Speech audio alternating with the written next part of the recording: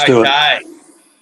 Ladies and gentlemen, welcome to another ripping episode. Welcome to the Ready Bang, the #1 arm wrestling podcast in the world. I'm your host, the Aussie Arm Wrestler, and I am also the 2019 Melbourne Cup Amateur, third place on the left hand, 80 to 95 kilos, a prestigious award that everyone is vying for, but no one can get their hands on.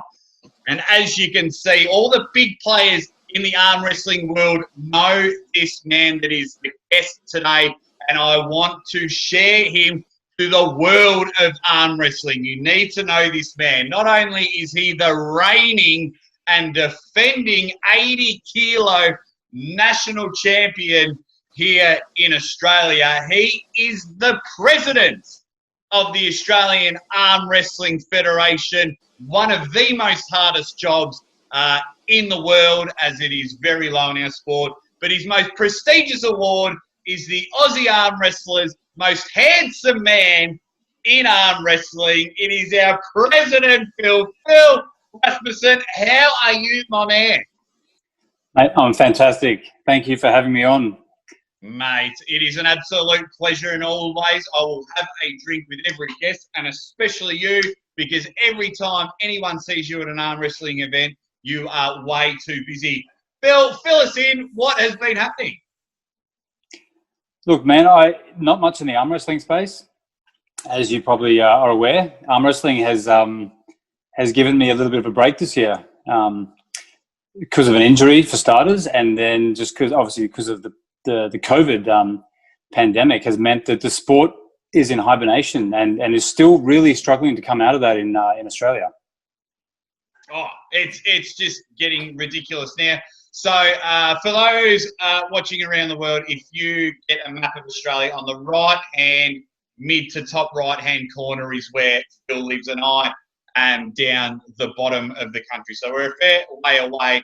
Up where Phil is, they've got a little bit more restrictions to us, but down here, our gyms aren't even open. So Australia is, unfortunately, unless you've got all the gear at home, we are falling behind the world scene, which is quite frustrating. Now, moving on, I don't usually go into people's origins and backstories of the sport, but because a lot of the fans might not know who you are, let's dive into it. How did you find the sport? How did you get into it? What did you think? Look. Honestly, it started with Over the Top. Yes. Like most people in this sport, really. I mean, I grew up in the '80s. I grew up as a fan of Schwarzenegger and Stallone and Van Damme and all these movies, and I just remember watching Over the Top as a kid and going, "This is really cool." Like this, I didn't know anything about arm wrestling. And then I was a gymnast. I was captain of gymnastics at school, and I was a gymnast. So I had good arm strength sort of at a young age, and I would beat people at arm wrestling at school, except for maybe the biggest guys. So I sort of had a natural affinity for it at a young age. Then nothing happened for many years. And then years later, I remember stumbling across Pulling John. I think it was Pulling John, or I'd seen some videos on Vivoda. So Vivoda sort of was the first thing I saw. I think it was a video, like a montage of all of Alexi's training. And you guys have probably seen it. It was a 9-minute clip, and it had some great music behind it, and it showed all of the cool parts of Pulling John where he was training. And I thought, this is awesome. And I watched this, and I just got massively G'd up to watch Over the Top again. And it was at a time when I was driving. I was just coming down to Melbourne. So I lived on the Gold Coast. I moved down to Melbourne to live with Amy. And on the way down, I was like, I remember talking to her saying, I really want to get into arm wrestling. And she's like, why? Like, what is that, a real sport? And she goes, well, we got there, and she said, why don't you look for an arm wrestling club? And I looked, and there was nothing. So I looked around Melbourne, and I kind of gave up on it for a little bit. And then I found this guy out of Greensborough, Brendan Downs. And Brendan had built this shitty arm wrestling table. Like, it was a liability at the best times, but it was an arm wrestling table. He'd actually built it looking at YouTube videos and trying to figure out the specs. And this was like 2009. And it was just me and Brendan and another guy in a garage in Greensborough. And for the first probably 3 or 4 months, we had no idea what we were doing. We would literally have a YouTube video playing on a laptop and trying to figure out what are these guys doing on the screen. And it was a really slow and inefficient way to learn the sport. And like I tell the guys now, I said, you guys have no idea how lucky you are in this day and age to learn to arm wrestle. There's so much knowledge at the Australian clubs, and the information that is being spread by Giannis and Devin and all these high-level guys. It's really broken down into a science. So it took us a long time to start, but from that point, the guys were really, nothing happened. And then I decided, let's make this bigger. And I reached out to the World Arm Wrestling Federation and said, can I be the Australian branch? And they said, there's a guy, Neil Bell, who is the president. Talk to him. I talked to Neil, and Neil was really happy that someone was passionate about it, because Neil had gone around for years with business cards that said Neil Bell, president of Arm Wrestling Australia. He would give them out at pubs. He'd find people that had great attributes for arm wrestling, and he'd randomly go up to them in a nightclub or a bar and say, mate, here's my business card. Are you interested in arm wrestling? And this is how he would recruit people. So for years, nothing really happened in Australia. And then I said to Neil, let's organise the national titles. Let's formalise the federation, which we did. We registered. We went to ASIC. We created a committee. Amy created the brand. So the arm wrestling, this logo, these arms, which you can see and are on all our branding. That's a killer shirt.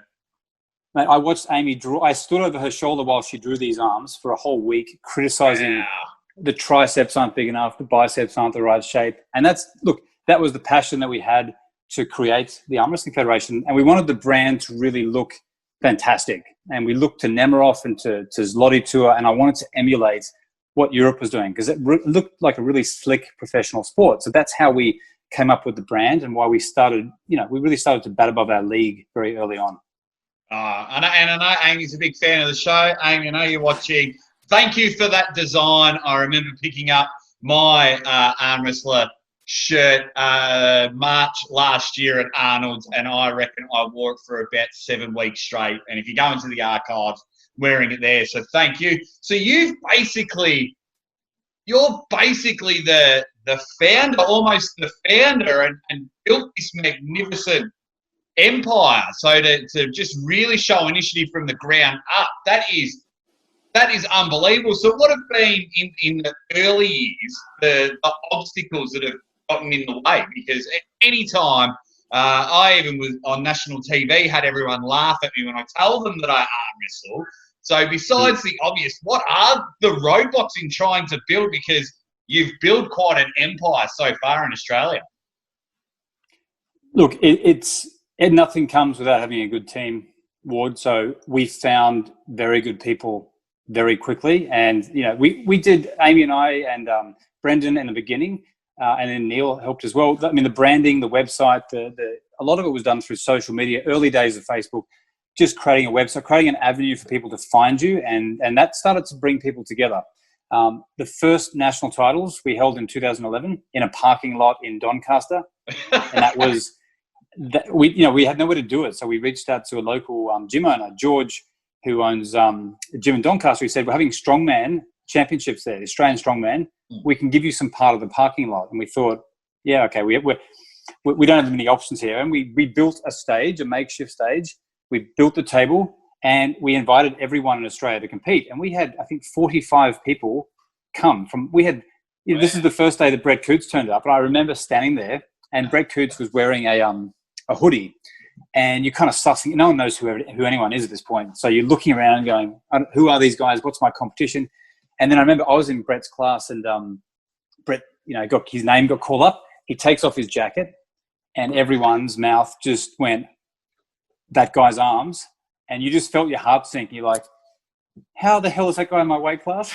And that's where Brett Coots sort of came onto the scene. Jesse Johnson, Sam Safiri, all the original legends of the sport were all at that nationals, and that's why that is what propelled us to the next level. So to be honest, there wasn't a lot of roadblocks, Ward. We were really lucky, because I think we put on a good event. We were on Channel 10. That very first event, Channel 10 came down and they filmed us. We had marketable guys like Jesse Johnson and Sam Safiri, and they weren't the biggest, but they were beating the big guy. Sam Safiri won the overalls that year. He beat everyone as an 80-kilo arm wrestler. Wow. So, now guys, I'll that's where it started. Plug the federation on YouTube. I believe it's this tournament, or speaking Sam Safar and Jesse Johnson, there's heaps of footage on YouTube. I'll be plugging it and putting it through. Go check out the Australian Arm Wrestling Federation YouTube, because all these matches, and you want to see the best in Australia and legends of the sport that Phil is telling us about, it's unbelievable. And to have 45 people turn up back in 2011 with no advertising, or not much advertising, and no one liking the sport, that is phenomenal. That is amazing. But, look, and from there, honestly, it went. And I just think back to that parking lot day, and we were doing it by paper, and we had everything was scored manually. But a lot of and then the next year, 2012, that's where I think the real leg up came for us, because Tony Doherty, who you guys probably all know well down there, is champion. He's the big champion for the gym's opening. He's obviously the Arnold's event manager. He's Arnold Schwarzenegger's business partner. Tony met me for coffee in Fitzroy, and he said, "Phil, I'm hosting an event called FitX, and I want to have all the sports there. And arm wrestling is a sport I want, and you're the guy to talk to." And we sat down over coffee and we organised the contract. And Tony invited us, gave us main stage time that year. And again, we went and got the best 8 from each weight class. And I remember there was Adam Lauer was there, Brett Coots. I think Brett lost to Martins. Martins was a 70-kilo Latvian champion.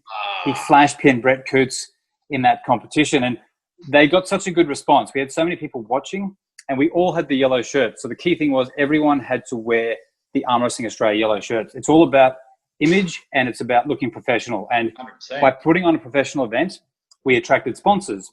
And that's how we managed to get our very first sponsor, Bulk Nutrients, who was then, pivotal in everything we did for the next 3 years. Man, that is unreal. And just quickly going back, did you say that you scored it manually? You scored the very first nationals manually? We did the first probably 3 or 4 years of competitions manually, Ward. God, I don't think, because I have learned the computer system. Julian Beckett developed a system that's helped us out here in Australia. I've learned to use that system in double elimination tournaments. Guys, you have no idea how hard it is to do it manually. If I didn't have a computer and Julian's system, there'd be no chance I'd be able to do it. So these guys did for 4 years. 4 years with pen and paper, marking people down, B side and A side, who's getting flash pinned, all with pen and paper. I think that's my story of the day so far. That's absolutely made my day. I was a big fan of you, Phil, and now knowing this, that's just unreal. That is unreal, guys. I don't think you understand how hard it is can be to run a tournament.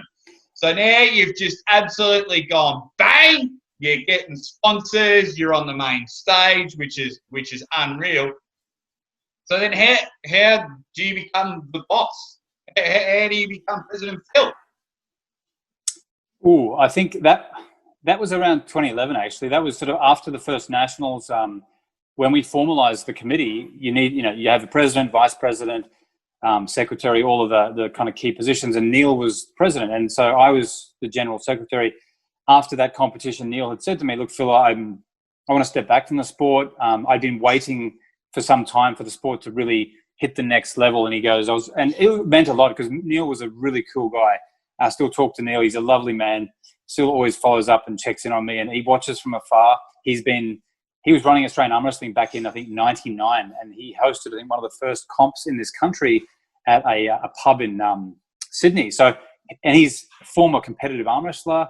He was vice president of WAF as well. So he's a very charismatic man, Neil, and he passed the baton to me. He said, "Phil, I'd love if you would take over my position. I've been waiting for someone to sort of take the reins and push the sport to the next level." And what you and what Amy and then when Andrew Lee came along, the right group of people were there at the right time. So it was, I think, 2011 that I took over and became president.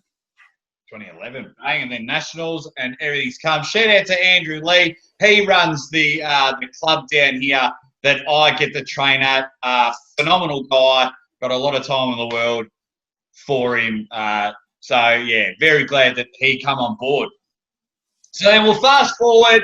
You're dominating. I think this is one of my favourite stories as an arm wrestling fan, and because I've only been competing for about 18 months as a competitor, I think this story is fantastic. It's the 2019 Nationals, guys. I'm setting the scene for you.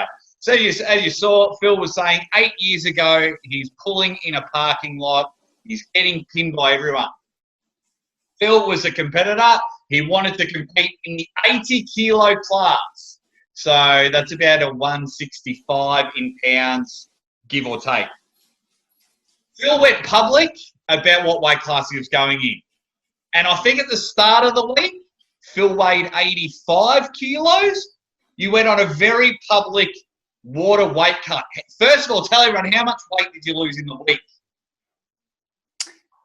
It must have been about, 5.5, 6 kilos. It wasn't a huge, like by comparison to what some guys do, it wasn't huge, but I did about 4 kilos the night before. So it was coming down from about, look, to give you the backstory, I was a 90-kilo competitor for most of the last, 8 years. So I've competed. I struggled to make 95-kilo classes. I look back at my photos and I realized that I thought I was quite muscular. I was actually quite chubby. And you kind of, you look back and you go, I was like, I thought I was a built 95 guy. And I was like, no, that realization came to me when I went to the World Championships and saw what state the Russian and the German athletes were in. I was like, okay, this is a hobby for me. But so 80 kilos was I never even imagined I would get below that, because it's something that I haven't been since my teens. So I think I decided I was hovering around late 80s. Maybe I can get under 80 kilos that year and, have a good crack at both arms. And I sort of decided that and thought, all right. And I didn't expect how many guys would be in that class, Ward. You saw how big that class was. There was 26 people in that class. It was stacked. It was the most popular class. It was stacked. But what everyone needs to understand is, you say it was only 5 kilos and lost 4 the night before, and it was hard. And a lot of us have done it. We've all weight cut. We know how brutal it can be. But what people have got to understand, guys, Phil still had to organise the whole thing. He had a team helping him out. He's trying to cut 4 kilos. People are annoying him. Not only that, he hosted the event on stage. He didn't realise how good the Aussie arm wrestler was, but that's another story. He hosted the event. So he'd be like, oh, all right, guys, can the 80-kilo... I remember he's like, I need all the 80-kilo competitors over there. Then, like Superman, takes his jacket off.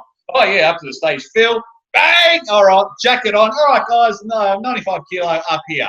So I think what people really need to understand, and check out some of the matches, Bobby Wrigley, Sam Burnett, the matches, it wasn't like you breezed through the competition. We'll go into the injury later, but yeah, you didn't breeze through it. Not only did you have to organise everything, but the blokes wouldn't give you a good run to the finals. No, it's tough for the, and look, if I can, Andrew Lee, all those guys, we've all competed and organised. Like the guys in the committee, everyone wants to compete. Like none of us are there because we enjoy organising the event. We're there because we like arm wrestling. So, Andrew gets stuck and Andrew Manfrey gets stuck behind refereeing all day. They really want to arm wrestle, and the events, we can all agree that every time we compete and organise, it's really hard to get into that mindset. So, as you just said, you're smiling on stage with a microphone 1 second making jokes. The next second, you've got to get your game face on while all the competitors are just sitting there with their headphones on, drinking mothers and getting absolutely jacked to the hilt because that's what their focus is on the day. So and look, I've had a few years to sort of come to terms with that. You just have to understand that you're never going to get a chance to really just compete in that position. You've got to be the organizer, and Andrew and those guys know it. There's a sacrifice that goes with that. I had not competed the last year, I think, for that reason. And I spoke to Andrew Lee, and he was in agreement. He said, "Look, yeah, you should compete. I'll do the reffing." Tom did the same thing. Tom Uglesha, he had ref as well with Andrew, and he competed. And look, we all joke about it. It's fucking exhausting to have to watch so many things and also get your head in the game. But it's a challenge. It's a challenge. It was a challenge to make weight. I had a series of milestones I think I ticked off that week. My milestones were make weight. That's the big one. And I remember flying into Melbourne that morning, 36 hours without water, 36 hours without food. I was so miserable, and I was sitting on the plane as the Qantas flight down. I was sitting there, and this guy next to me was ordering all the breakfast. He got an extra breakfast. He was getting all the desserts, and I'm looking at him. I'm like, man, I'm so unhappy right now. I'm looking at the window, and then we got stuck on the tarmac. Then the taxi was stuck in traffic. Everything possible happened to delay me getting to the weigh-in. And when I got there, I was just miserable. And we had a committee meeting after that. So I was like, all right, weigh in and then start the organisation process while trying to rehydrate and do the usual stuff you do. So, it was a challenge. I look back at that and go, it's one of my best memories of the sport was just the personal challenge to myself to do all those things and come through with it.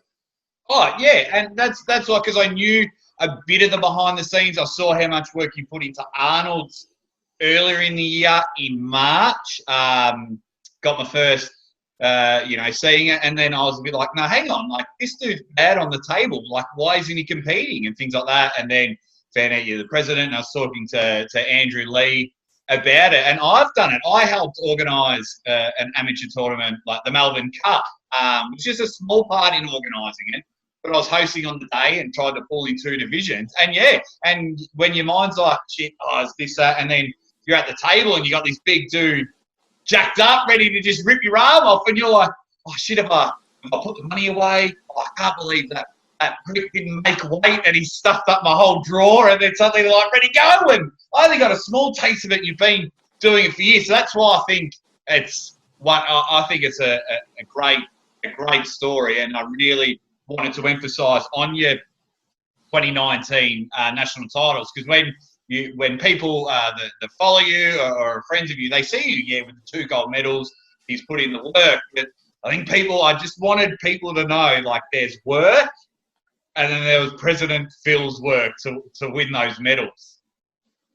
Yeah, no, thanks, Will. It's a good. It always makes me smile. It's a good memory. And look, just in that class as well, what people probably don't know is that the guy that was the favourite to win that class, like left hand, I was fairly confident because I'd won left hand nationals at the 90s, right? So in the previous years, I've won, I think, twice left arm, and every time I lose, it's to Danny Tesh, the one guy you don't want in your class, or Grant Tolentino. And anyway, right arm, I thought this will be interesting. There's a lot of good guys in the right arm class. There was about 8 guys that could have won it on that day, and the guy that I didn't want to turn up was Bobby Wrigley. And I remember Bobby. I like Bobby. He's a good guy. Mate, Bobby smashed me 3-0 the year before. I mean, I remember I had a super match in Perth with him, kind of an impromptu one. I wasn't expecting it. I was reffing over in Perth, and then Ryan Scott goes, do you want to have a go against one of our new guys? And I thought, yeah, all right, I'll have a go against him. And you don't expect a new guy to destroy you. And I had no answer for his hand. His hand and his wrist was so strong. I was a little bit debilitated after that. And so, and then I saw him destroy Grant at Arnold's, like just destroyed Grant Tolentino. Yeah. And then he said, I'm going to cut weight to make the 80s as well. And I thought, no, he's not. And he did. He flew in that morning, and we all everyone, like me, Sam Burnett, Taryn, everyone kind of went, oh, it's a big sigh of Bobby Wrigley's in that class. You kind of just resigned to the fact that he is the guy that's the favourite. So I was never thinking that I would get that close to winning the right arm. But Jordan Davis, my training partner up here, his self-belief in me, and he messaged me and said, Phil, I think you can beat him. And he gave me the strategy. And I have to thank Jordan for doing that. Jordan gave me the strategy, and he told me what to do, where to go to beat him. And I executed that. And I remember Jordan sending me this picture of him. I think he was sitting on the dunny watching it live because he couldn't be there. And he was cheering me when I won against Bobby. And in all respect, Bobby was stronger. Bobby was still stronger than me in every respect. The only reason I beat him was sheer willpower and the fact that I got him into the straps and could use a side pressure stop on him. But anywhere else, the guy is just insanely strong. So I was I think I was just shell shocked that I actually beat him, and then had that great match with Sam in the final. Mate, they were both guys. Like I say 1,000 times, I'll actually chuck some of the links in the comments section. You really need to check out our nationals. But with every compliment you get from the Aussie arm wrestler, you get the backhand President Phil. Don't mind calling the president out, because there will be one link that I won't be putting in there. Now, you got your editing team and you got some highlights, and hey everyone, check out the action from the 2019 Nationals, and in that video, the Aussie arm wrestler gets flash pinned twice. You put me in losing twice in a small highlight video. You got my good win, my only win. I'm so happy about that. Didn't win titles like you. But then you're showing me getting pinned twice, quite convincingly as well. What's going on with that? What did I do to you to deserve that? I have no influence over the editing team. You know what? When I put that video up, I got comments. Big Timmy from Melbourne came to me. He goes, Phil, you just put in the clips of me losing. And I was like, man, I didn't look at everyone's match and pick the best. We picked matches that went with the music cadence, and it created a story. Not everyone can win, right? You know, and you know, the guys who won their class, I didn't have any losses because I didn't take any losses. But if you took losses, there's a chance that you know, you're going to be on the video, because the guy who beat you will be happy to see that win on the video. So, of course, look, I was in there 3 times, so I was just having to get my mug on TV. But yeah, I was having a look. I was like, yeah, fair enough. I flash pin pretty easy by Oz. Really strong guy, nice guy as well. And then somehow got the clip. I got a win on the left, and then I got flogged again. I was like, oh, I must have annoyed him that day. I'll call him out. No, but it's good. But then there was problems for you. I don't know if it happened. Research is looking down. I'm not sure if it happened at Nationals or just after Nationals. Tell everyone about your shoulder. Yeah, that was definitely after Nationals. That was in January this year. So yeah. Look, I mean, I was thinking about that before. When you just, you know, I thought, you know, the injury board will probably ask that. I thought I couldn't be luckier at the timing of that, because that could have happened. Imagine if that had happened a couple of weeks before Nationals, after all the training, and then you're out. It happened after, so I got everything I wanted. I got to compete. I was lucky enough to win. And then it happened in the off season, and then the pandemic hit. So, you know, everything happened that basically meant that this was the year for me to recover from injury. But the story was, I was just training with my regular crew at home in my home gym, and I was bench pressing, and I've always had some sort of problems in my left shoulder. I've had little tears in some of the rotator cuff tendons, and I've had impingement pain. The left has caused me problems for years. So I think I was just bench pressing, and I was doing my 3rd set, and on the way down, I remember I unracked it not well, and lesson there, never do bench with any kind of significant weight if you're not comfortable in the position that you start in. And on the way down, I went up and I felt everything rip.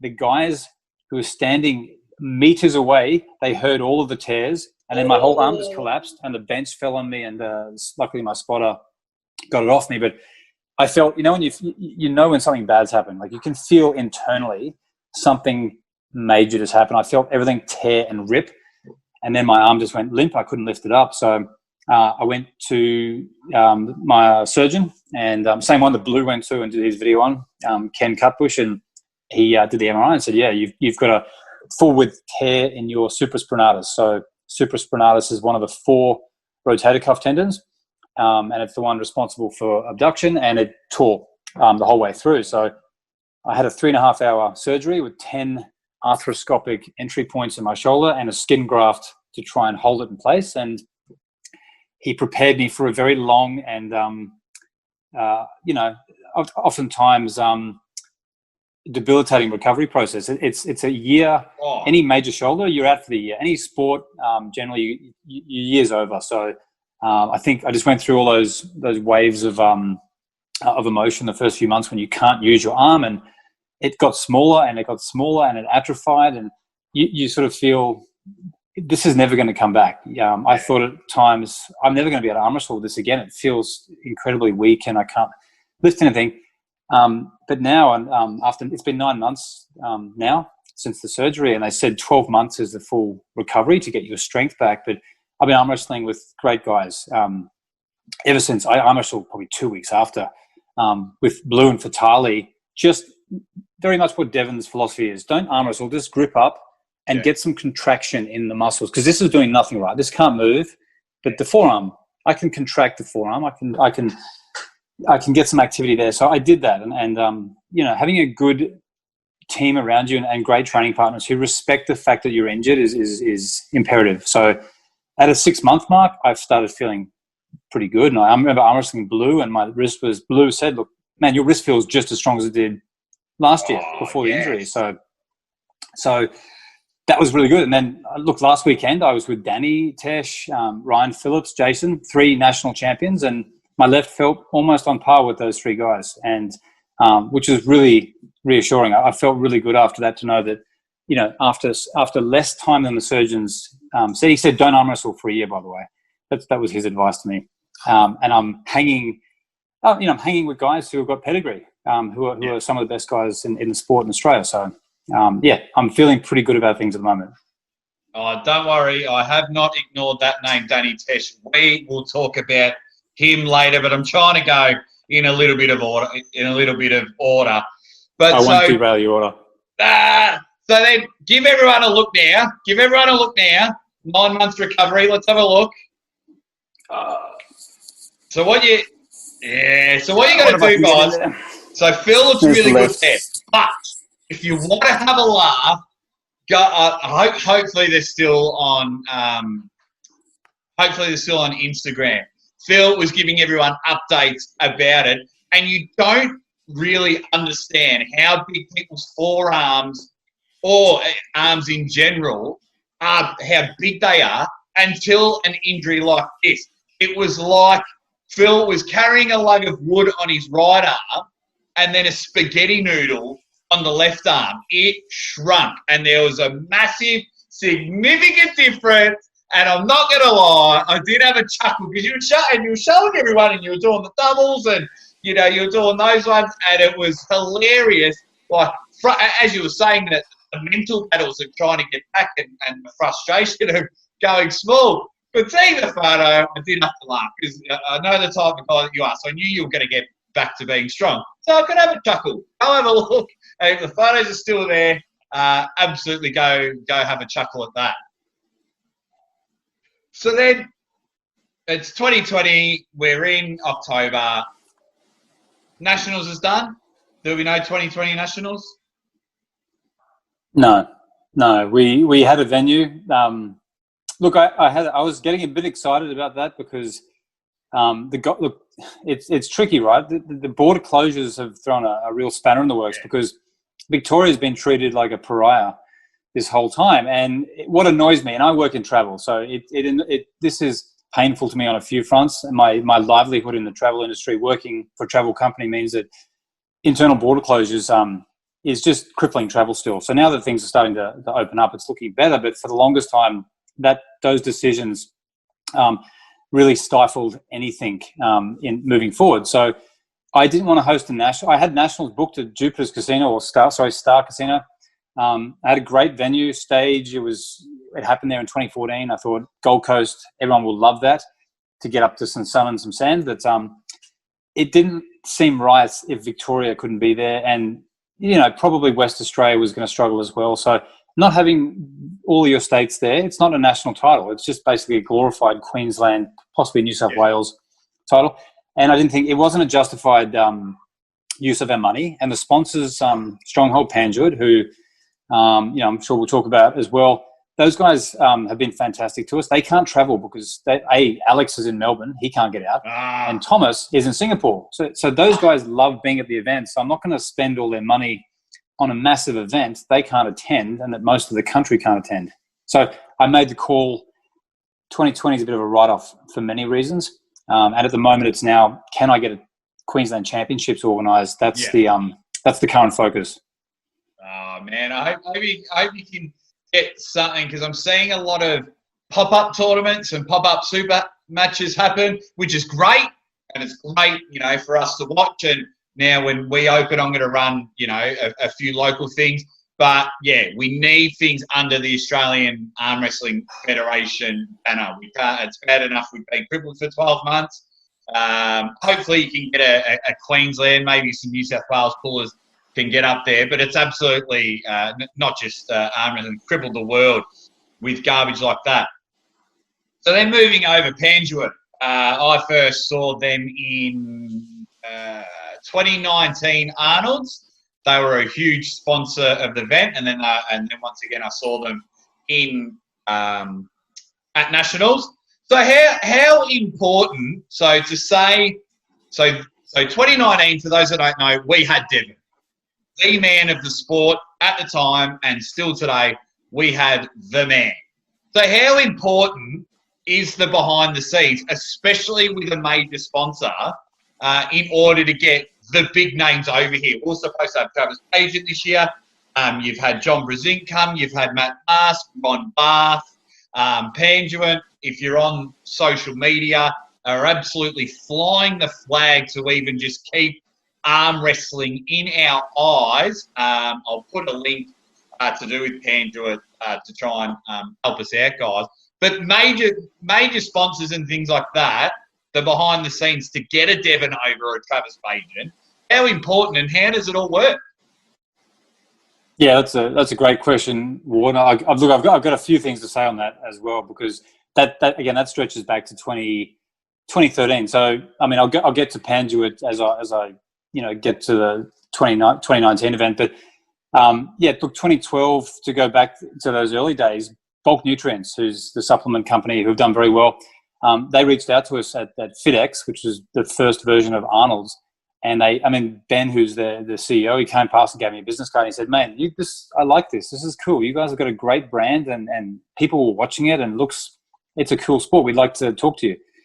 So we made those arrangements. I talked to Ben, and we came up with the first sponsorship for Bulk Nutrients, and they gave us a chunk of money.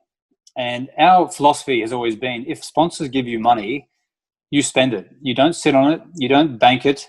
You don't spend it indiscriminately, but you'd certainly use their money and give them value for money. That's what they want. So we were in the committee. We had the committee. We'd agree. We're going to spend, and great branding was the key. Lots of T-shirts, events where we would go, where do we spend our money? Let's bring John Brzezinski out. And this is what I love about arm wrestling. Unlike any other professional sport, I can talk to the greatest arm wrestler of all time on Facebook and say, "Hey, John, do you want to come to Australia?" And he was the first international guest that ever come to Australia for arm wrestling. And it just came about because of a Facebook conversation that said, "John, do you want to come to Australia?" And he said, "You pay for Renee and myself, and I would love to come and teach you guys." And at that time, no one had come out before. So we were all just awestruck that John Brzezinski, the greatest. We watched all these videos and Nemiroff and all these, he's pulling John, right? So he came out and that was probably my most memorable. I mean, out of all the years, 2013 FitX, Andrew Lee and some of the early guys will remember this, but main stage, John Baaaanng, I put out a challenge, and Andrew and the committee came up with let's put $1,000 up, $1,000 cash to anyone in the entire venue who can beat John Baaaanng. And Tony Doherty said, "Yep, we'd sort of try to get bigger money, but we got to 1,000, and we said $1,000." And we had main stage. So you've seen how big Arnold's is. FitX, There was thousands of people in front of the main stage, and they gave me prime time on a Saturday, I think it was. They gave me an hour, I think it was. So we were dangling this competition, and it was advertised everywhere. And then all these people lined up and were like, "This is amazing. There's a huge crowd." And John proceeded to just, go through people like butter. No one had a chance. And then you got to these, I remember a few guys in the mid-pack that we were like, "Ooh, that guy's extra strong." And one of them was Alan Cleese, who is this enormous powerlifter. And if you look back at that video, so that video with John Brzezinski and Lars, that has millions of views. I think it's almost 3 million. It's our most watched video ever. And it came about in the most perfect way. We had our sponsors there. The table was covered in sponsorship. The shirts were covered in sponsorship. The banners were there. This was their first year sponsoring us. And John Brzezinski goes through all these people and then gets to this giant, Lars Rubakken. And Lars was kind of pacing around behind me, and I'm like, "Who the hell's that guy?" And they're like, "That's Norwegian strongest man. He's also a professional arm wrestler." And so he enters and goes up against Brzezinski. And the very first match, he almost pinned John. No, it's a good video.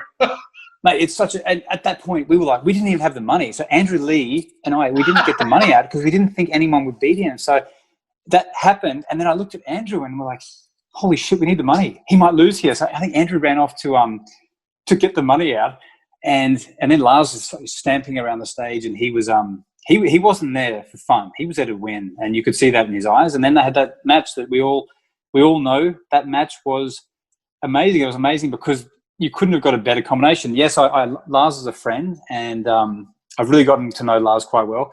And I know that he would have loved to win that match, but the way it played out, John beat the bigger guy. The whole, the thing that really draws us to arm wrestling is that it's not about the biggest guy. And seeing John Baaaanng handle all these much bigger guys in a big crowd, everyone was talking about arm wrestling. And the guys at FedEx loved it. And that just gave us stock for the next few years. We were always invited back. They loved what we did. And we just kept going, let's keep inviting people. Let's invite Devon. So next it was Devon Larab. Then it was Matt Mask. And we just kept inviting people, and they would come and they would travel the country. They would do seminars. We'd all learn, and the sport would grow.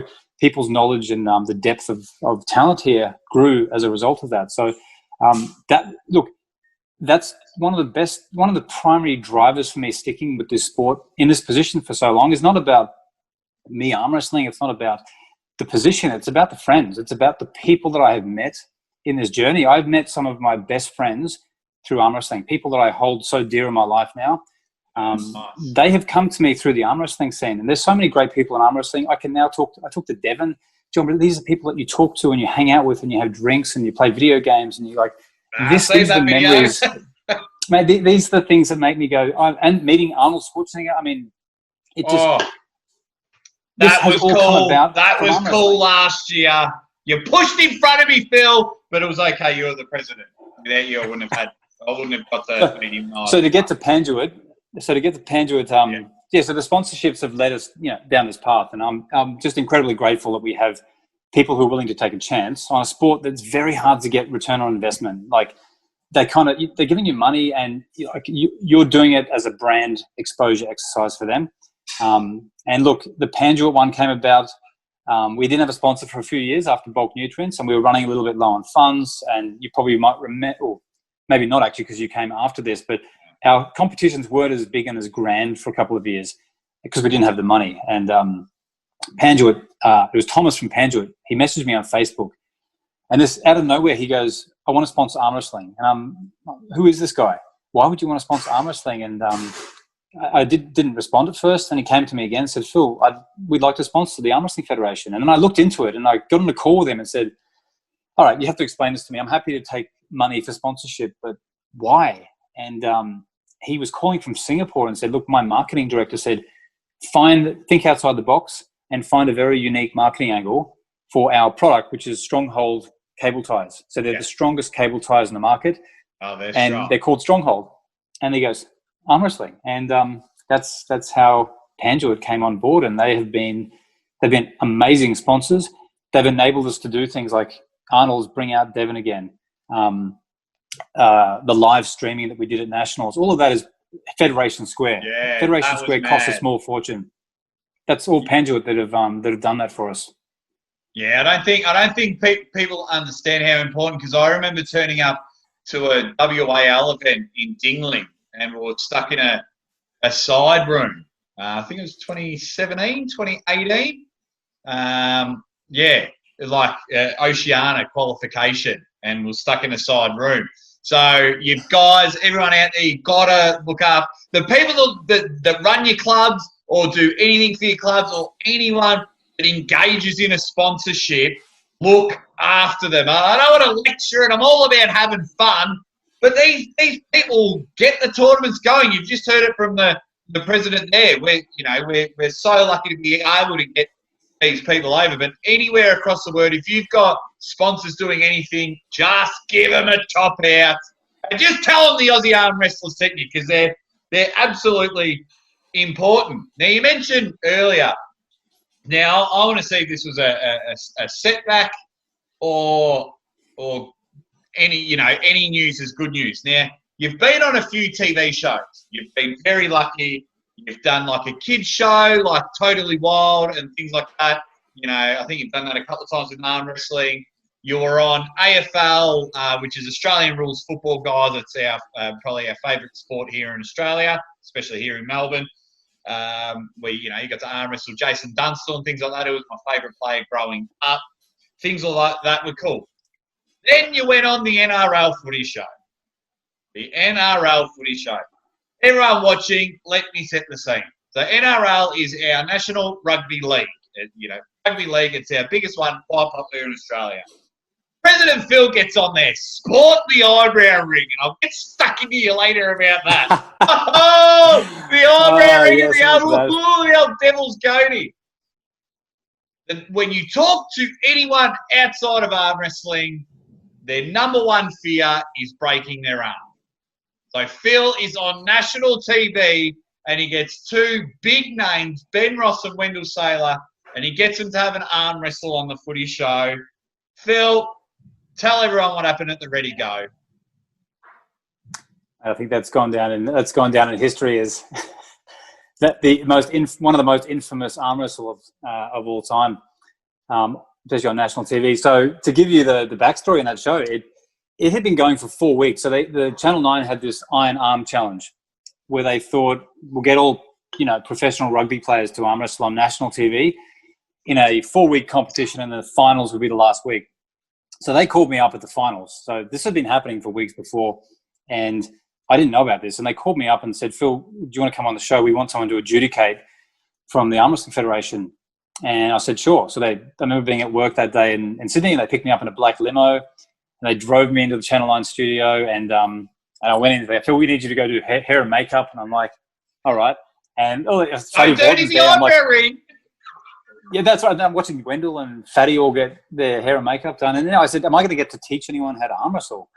They're like, no, don't worry about that. So I met them, and I remember showing Ben and Wendell, like I had a couple of minutes just to say, guys, pull back. Focus on pulling back, looking at your hand. That was all I really got to say to them before we were like ushered off into our respective rooms, and then it went live. So, I went on the stage and they said, I got the strap here, so it'll look even more official if we put these guys in the strap. So we started off, and there's all the showmanship. I think Bo Ryan was there. He set it up. Fatty was making all the commentary and had a little bit of chance to talk about it. But then, bang! First match happens. Ben loses, and he's pretty upset by that because he hadn't lost to that point. Wendell hadn't lost to that point. So now Wendell's up 1-0. We take 20 minutes, and then we come back. Now the second time, same thing happens. I do it again, and I'm looking at them. And I remember just looking at the crowd. I'm looking at the crowd and all the cameras looking at me. And then within a split second, the arm snaps in front of everyone. Like I just hear this massive gunshot snap, and then this big cry of anguish from Ben. And then the worst thing was that because Wendell, everyone ran. I mean, I remember people just scattered on the stage. They were all just, everyone was flabbergasted. They'd never seen a sort of a traumatic injury that close.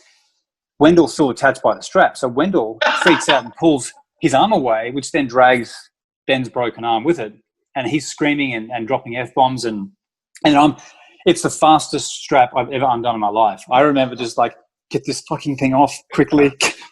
And I got it off, and then, ambulance came, and everyone was sort of traumatized. The crowd was just, and I remember leaving that event and then getting back to my phone. My phone was in the back room, and I told everyone I was going to the show, and the amount of messages and missed calls that were waiting for me of this like WTF style stuff.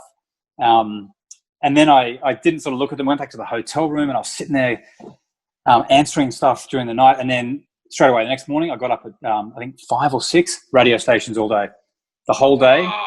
I didn't go to work because I went to work and I said to Thomas, my boss, he goes, mate, I just saw what happened on TV. You just deal with that. So all day long, I was on talk shows. And it was great because I had a chance to explain sort of the nuances of arm wrestling and try and explain that it is actually statistically a very safe sport, and that what you saw is absolutely not common. And it was one of those things with any tragedy, you either put your head in the sand and the conversation will carry on, or you join the conversation and you have a chance to shape the conversation. And, it's important to do that in this case. So it was the best publicity, I think, we've ever had, to be honest. Everyone, my family in Denmark saw that on TV and said, Phil, we saw you on TV on an arm break. Like that's how far that's that.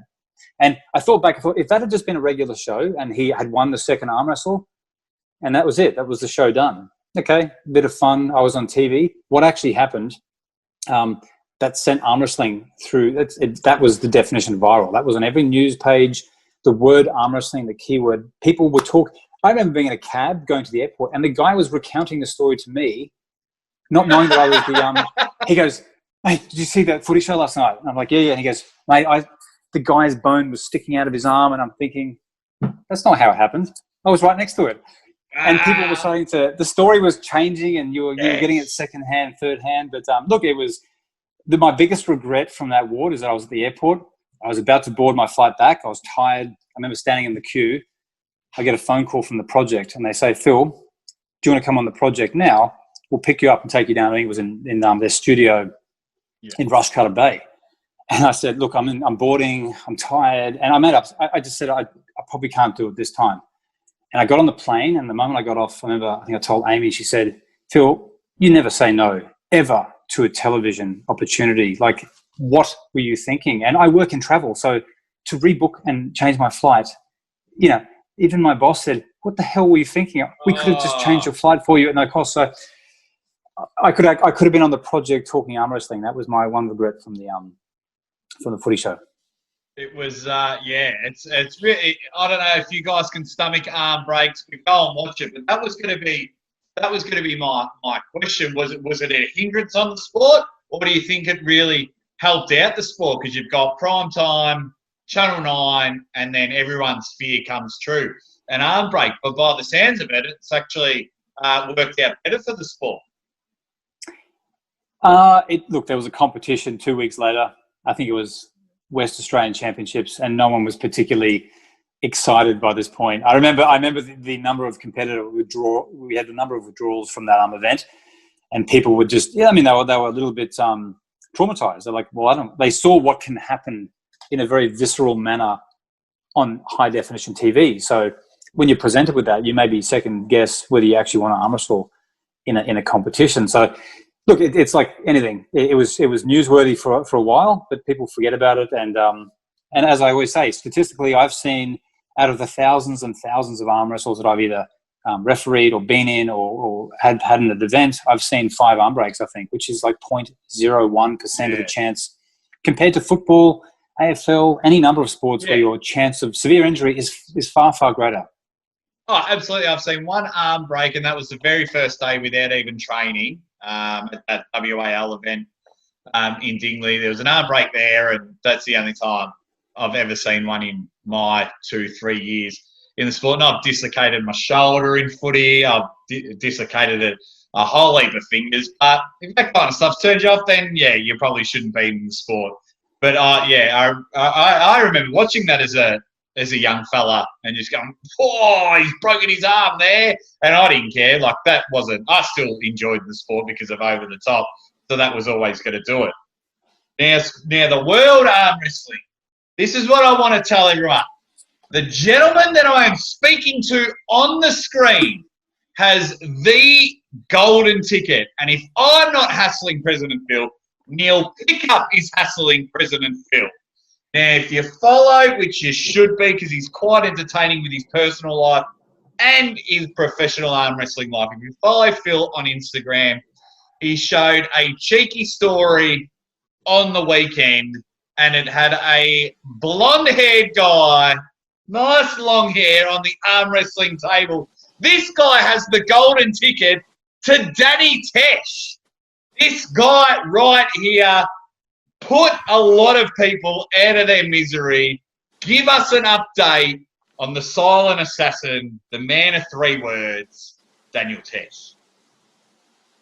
I think we're all, Danny most of all is just shocked at the amount of global attention he's been getting. He's an enigmatic, mysterious guy, but he's always been elevated to the VODA 2004 status. And we find it just incredibly comical because it's Danny. It's like when it's your close friend and you go, I've been with him the whole time, and it's like, I know him well. And it's like, it so goes against the very fabric of who he is. Like, he's not a limelight guy. He doesn't care he doesn't want the attention. That's the funny thing. So he's got the attention, which a lot of guys would love to have the status that Danny has right now in the arm wrestling world, but he couldn't really care less, to be honest. He finds it. Look, I watched Neil Pickup sent me that video he did on Danny Tesh is the best, and we watched it. We sat there watching it on Saturday night with Danny, and the guy said, "I feel, why don't you film Danny's reaction to his own video?" And I was like, I didn't think of that, but I watched it, and he was just kind of watching it, laughing, but he didn't know what to say because it was very unexpected that he's in the same conversation as the voter and Baaaanng, and it's gone to this level now. So he's just as you saw, he's a blonde, long-haired. Looks like he could be auditioning for the next Point Break movie as Patrick Swayze's character. To be honest, he's healthy, he's fit, he's still bullshit strong. We got on the table with Danny, and while he might not be as big, his shoulder commitment move, it sucks. He kind of gets in that position and doesn't come out of it. So look, it's just fun. It's fun to get on there and just muck around. And I think with him as well, you're never going to get him in a situation, at least not now for a while, where there's cameras around. So I know the guys, despite their best attempts to flush him out, he doesn't want to be filmed or interviewed. He just wants to have fun with a few of his mates. So when we do it, it's just behind closed doors. Let's have some camera. Let's have some arm wrestling action, just like the old days, but without everything getting online. Now I think we live in this world where everything is aired online. Every part of people's personal life, and it creates great content.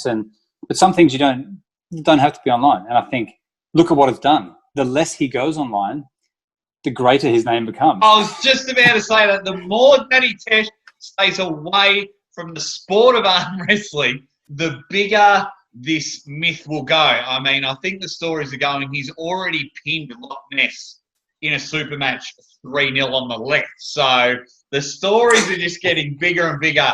Now, my first incident with Danny Tesh, I did not like the guy. And that was at Arnold's. So I'll quickly tell the story. He was at Arnold's. I was just pumped up. I'm excited. As you know, Phil, I will talk to anyone and everyone. I love talking. We're around this event. I love it. But Danny's looking strong, and I knew of Danny Tesh, and I just wanted to say g'day. So I start talking to him, and he says one word, and then he nodded. I was like, hey man, cool to meet you. I can't wait to see you on your table. How you feeling? He looked at me and said, good. And I was like, yeah, cool. Oh, you get a smash it, he's up with his opponent, and he just leant back, laughed, and then kind of walked off. And then me was just like, oh, you rude bastard, just because I'm a nobody in the sport. Oh, this is ridiculous. But then when you see him and know, he was just like, he just doesn't want to talk. He just loves doing what he does and things like that. So then I was like, oh yeah, no, Danny's cool now. Yeah, I like him. But yeah, my first impression, I was like, oh, you son of a bitch. Oh, just because I'm not one of the top guys. But he says about 15 words a day. So. It definitely wasn't coming from any intentional place. I mean, that's him. And yeah. As you said, he's not he's a quiet introverted guy. Yeah. That's how he is, and not everyone has to be a showman. And that's kind of what drew him in WoW, was that everyone was expecting. You got like Quinlan and all these guys who are larger than life, and they're boisterous, and there's a big story behind them. They're very loud. Danny doesn't do anything. He just gets up there, looks super clean cut, and wins, and then goes about his business. And that's all he does. Like, he's not there to do anything else. And it's very hard to dislike him. And I think that's why on the international stage, no one can really criticize him, because he's not done anything that would make anyone dislike him, apart from maybe leaving the sport and becoming so hard to find. Yeah. Oh, yeah. His WAL interview after beating Quinlan Mendez is one of the best. It's one of the best. And it's cool. I respect what he does, because it can easily fold into peer pressure. I'm happy to shamelessly say I messaged Phil and begged him, hey mate, get me Danny on the show. Danny said no, and I just left it at that. And it kind of just like, that's a part. Of course, I'd love him on the show, but a part of me is just like, yeah, what you're doing is really cool. I think it's cool. And you've got the golden ticket, but now that I've exposed President Phil and he's kind of the inside guy, don't bombard Phil with messages about Danny Tesh. Phil, in his right time, will give us little snapshots and things like that. Now, I've probably just buried you there, Phil, and I think you're going to be flooded all over the world, because when you did post that story, I reckon about 15 people sent me a screenshot and went, "Oh my God, Daddy's back on the table. What's going on?" And I was like, "Oh, I don't know. No idea." So make sure you leave Phil alone. But thank you for the update of Danny Tesh. Now, always play a game with all my guests. It's my favourite game. I think it's quite interesting. All you have to do, Phil, is you've got 3 options and 3 arm wrestlers. You have to pin one, you have to lose to one, and then you have to tell one person your 2021 year is done. You won't be competing at any Australian or worldwide comp. So I'm going to give you 3 pullers. Are you ready? Wait, so just hang on, just to clarify, I've got to pin one, like as in. So I'm going to tell you 3 names of arm wrestlers, and you have to choose out of those 3 who you're going to pin. Yeah. Who you're going to lose to, and then who you're going to tell that's you're not allowed to pull in 2021. You're banned from Australia. Yeah, okay. Let's do it. So first one, we just spoke about him, Danny Tesh. You got Ryan Bowen, very first guest on the show, very appreciative. Ryan Bowen. And you've got the Aussie arm wrestler. You've got to pin one of us, you've got to lose to one of us, and you've got to tell one of us your 2021 is done. Look, that's a tough one. Yeah, you give me the hard options there. Look, I haven't pinned Danny in pinned Blue, and this is right arm. Let's say right arm, okay? Because, right arm. We'll say right arm. Look, Blue is the guy right now. Danny's not trying. If I could pin Blue, yeah, that'd be nice. I know it would get great marketing if I pinned Blue. He's the man to win or lose. You know you're going to get your money's worth with Ryan Bowen if there's a match. So let's pick him for the win. Who do I lose to? Look, I lost to Danny too much in my career, so maybe I'll lose to you, Ward. Because you know that will never happen. You're too polite. You're too polite. And then we all know that 2021, Danny's already kind of, he's heading that way anyway. So he's kind of filled that spot for me. Yeah, it's a real shame for the sport. All right, so Phil's being too polite. I honestly thought when I wrote these options on, I thought you were going to come on the show and tell me I'm banned from next year. I thought you were going to lose to Danny because you lost to Danny previously. I thought you were going to pin Ryan, and then I thought I was just going to be left over. That's why I chucked it in there. You're too nice, and I've finally got the only time. I have challenged you to board games, though. That's probably the only time I will get to pin you. All righty. So to finish up, I love quick fire questions. No thinking. You got to tell me your response straight away. Are you ready to go? Hit it. Do you prefer super matches or tournaments? Tournaments.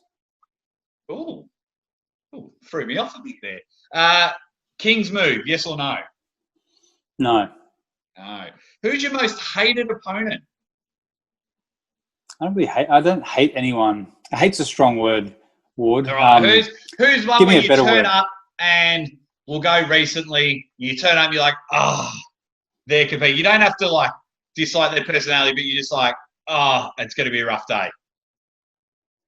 Look, Bobby last year, when he turned up, that was a shit. I didn't like that at all that he was in there, but in the end of it, he made the competition what it was. So, great matches. Will you ever let go of the presidency? Mate, no one wants it. I've offered it. That's what I thought you were going to say. I've said this before. You know what? When push comes to shove, and I said to Andrew Lee, and I've said to guys, they're like, we don't want to fucking do that job, Phil. You could keep it. So no one really wants to do it. That's the problem.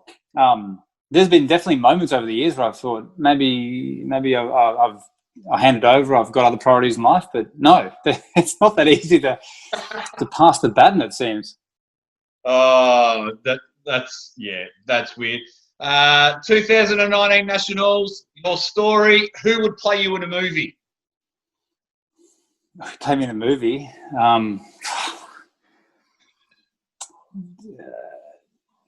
Shit, I'm just trying to think of a male actors. All right, give me someone cool. Dolph Lundgren. Oh! He's Scandinavian. I'm Scandinavian. We'll pick him. Yes. Love it. What was the deal with the eyebrow ring and the devil's goatee? You were the epitome of a proper surf guy. It's hilarious to look. I've called a match while you're wearing it. What was with it all? That was the last of my piercings, Ward. They all slowly fell out over the years. So, you know, I won't tell you all of them, but I had a few piercings in my younger years and tattoos and things. And over time, you start to grow out of them, and you realize this doesn't really work well with my professional career. And the eyebrow was the last one, and I really loved that. I had that spike, big spike, and yeah. Look, one day with piercings, you sort of skin grows over and grows out, and then it just fell out one day, and I was like, that's the end of an era. I'm not going to put that in again. It ran its course, and I cleaned up my act. I looked pretty scrappy back in those old videos. Ward, I don't know what was going on with my hair and my eyebrow and my goatee. Like you look back in your younger years and you go, Jesus. Oh, they're absolute pearls. You look the epitome. Like if you had blonde hair or tips in your hair, you would be the epitome of, if you were describing someone from Australia, they would describe President Phil, the way you would look. I found it hilarious.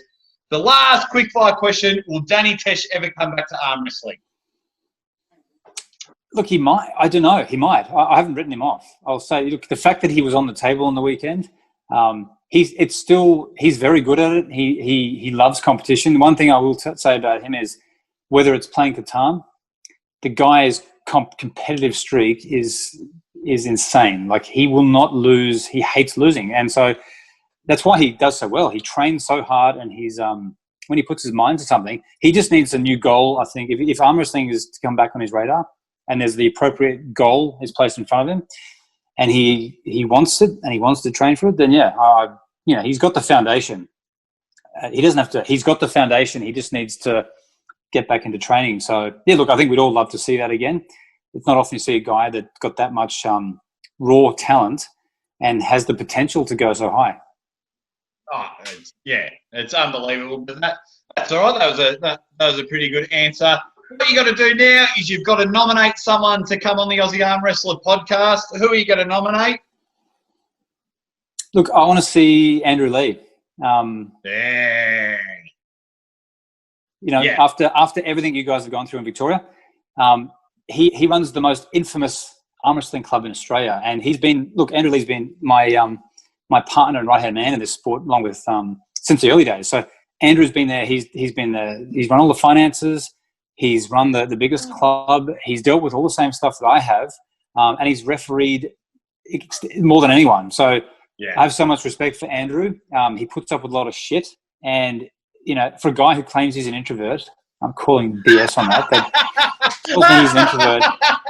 That's not an introvert. Does he really? He claims he's an introvert, which I'm sure he'll deny that on the show. But look, get Andrew. He's a great guy to talk to. He's very honest. Character. He's a character, and he's been with this sport almost as long as I have, and he's stuck with it. And he's been there always to support me, and I think likewise. And same with everyone on the committee. Tom Uglesha from Queensland, another good mate. Queensland. Tom's a great guy. Great guy. He's main referee in so many comps. Will do anything, and we're talking about people who do this on a volunteer basis. So everyone on the committee, there's no sort of agendas. Everyone's just there for the love of the sport, and they want to see that everyone's done that for 10 years now, or who's been there that long. We've just done it in our spare time because we love the sport and want to see it grow. Yeah, that is fantastic. Beautiful. And then the last thing, every single guest has to do it. Arm wrestling's greatest catchphrase, ready, bang! I need to see President Phil's impression of it. All right. Ready, bang! There it is, and he is looking absolutely sharp. Phil, I cannot thank you so much. You've been a great support over the time since I've started this journey, and you've always been accessible to me. And as I mentioned in our chats, the more I thought about it, the more I thought you'd be an absolute pearler of a guest. And this episode has definitely exceeded all my expectations, mate. From everyone here in Australia and the world stage, we really appreciate what you've done to giving us a platform. Without President Phil and people like Andrew Lee, the Aussie Arm Wrestler wouldn't have a platform to be able to do what I do. No, I won't take the presidency off you. I'm married and I struggle at that. I have to send my wife away because you're too good looking for the show.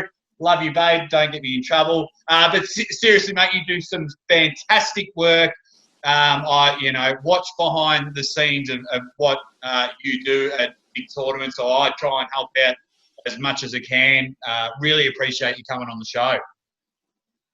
Mate, I love what you've done, Ward. Thank you for having me. You've created, like I said, you've been creative in coming up with another angle for promoting arm wrestling, and it's entertaining. And my hat goes off to everyone who takes the initiative to create something from nothing. And mate, you've got the microphone at any future event. Yeah, you've absolutely for it at Nationals, but you didn't really know what I didn't want to do it. Last thing I want to do is talk for 8 hours on a microphone. But I barely met you, and at this point you're fantastic. So I would absolutely give you the mic, and I would be able to sit there and relax and go, right now I don't one less thing I've got to worry about. Beautiful. Now watch out, guys. When Phil gets back on the table, now he doesn't have to host all day. Now he's going to be in the zone and pin everyone. Guys, I will put links for Panjewett, our major sponsor here in Australia. I'll also, after you subscribe to my channel, of course, head over to the Australian Arm Wrestling Federation and just check out some archive footage. I watch something from that channel at least once a week, because even though we're not well known on the world stage, we have some phenomenal guys in this country. Once the borders open up, we will start making a proper noise on the world stage. Phil, once again, mate, I cannot thank you enough for giving your time and coming on the show. My pleasure. Thank you, Ward. Beautiful.